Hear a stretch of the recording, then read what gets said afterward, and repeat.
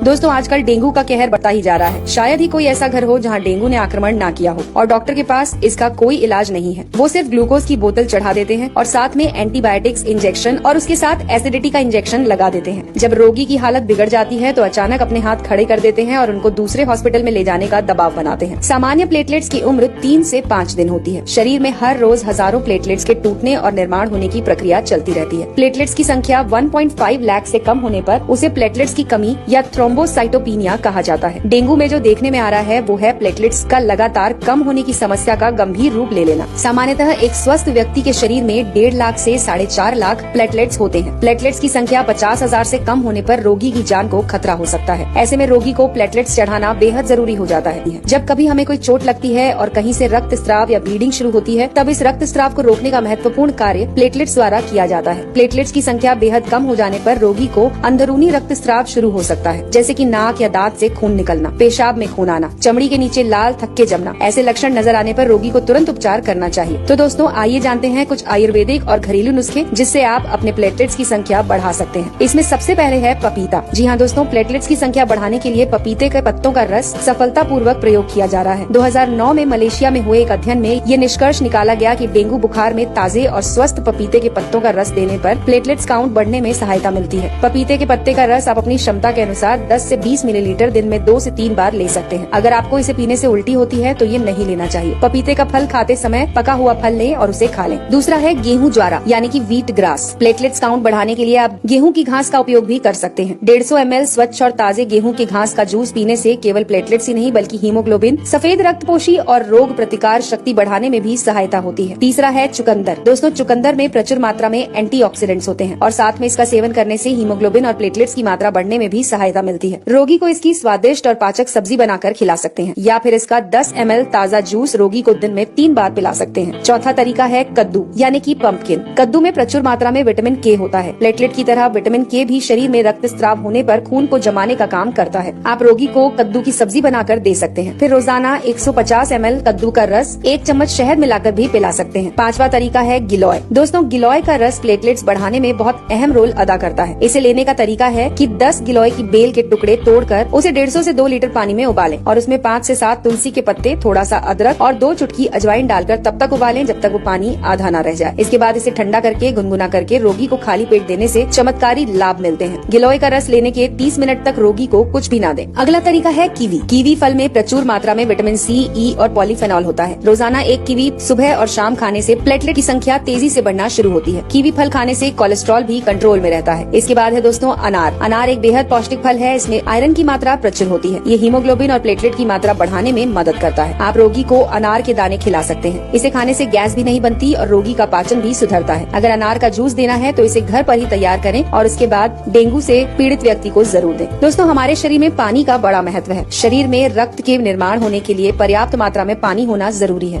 व्यक्ति को रोजाना 8 से 10 गिलास पानी अवश्य पिलाना चाहिए। डेंगू में शरीर में पानी की कमी होना बहुत बड़ी समस्या होती है। इसके अलावा दोस्तों कुछ उपयोगी सलाह है जिन्हें आप नोट कर सकते हैं। प्लेटलेट्स की संख्या कम होने पर पेट के अंदर की त्वचा लाल हो जाती है जिससे एसिडिटी और गैस की समस्या बढ़ जाती है। ऐसी हालत में रोगी को कच्चा, भारी, तीखा और मसालेदार नहीं देना चाहिए। चाय, कॉफी, शराब और धूम्रपान से दूर रहना चाहिए। रोगी को एक साथ अधिक आहार देने की जगह थोड़ा थोड़ा आहार हर 20 से 30 मिनट में देते रहें। प्लेटलेट्स कम होने पर बिना डॉक्टर की सलाह से कोई भारी दवा या चूर्ण लेने से हानि हो सकती है। यदि रोगी तुलसी के पत्ते और पुदीना की पत्ती मुंह में रखे तो मुंह का स्वाद बिगड़े बिना वो जल्दी स्वस्थ हो सकता है। छोटी इलायची के बीज मुंह में रखें और चूसते रहें। ये भी प्लेटलेट्स की संख्या को मेंटेन करते हैं और घटने नहीं देते। तो दोस्तों ये थी जानकारी जो जुड़ी हुई थी आपके स्वास्थ्य से। अगर आपको हमारी ये जानकारी पसंद आई हो तो इसे लाइक करके ज्यादा से ज्यादा लोगों के साथ शेयर करें।